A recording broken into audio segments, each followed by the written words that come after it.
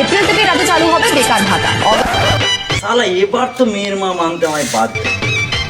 আমায় কয় কি বেকার, আমায় কয় কি বেকার। এবার তো মেয়ে মা মানা করতে পারবে না, এবার মেয়ে মা মানা করতে পারবে। ও শাশুড়ি মা, শাশুড়ি মা বেরিয়ে আসুন। ও শাশুড়ি মা কোথায় গেলেন গো? কি হলোটা কি? হ্যাঁ, তুই আবার এসেছিস?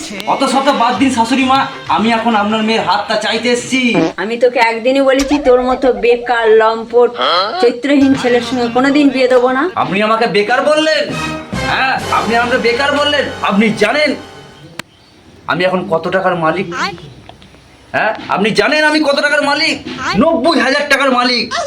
আপনার মেয়েকে সুখে রাখবো, অত শত বাদ দিন, আমার কথাটা শুনুন, আমার কথাটা মেনে নিন। তুই কি করে হলি 90,000 টাকার মালিক?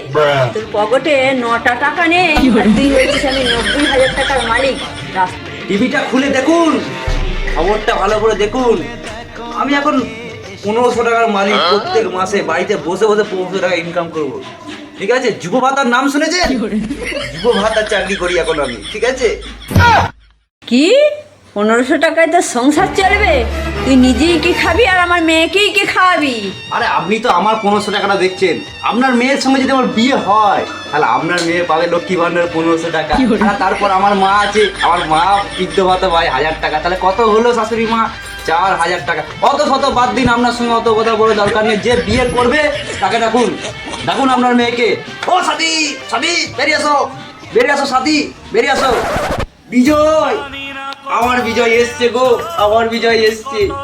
দেখো মা, আমার বিজয় এসছে।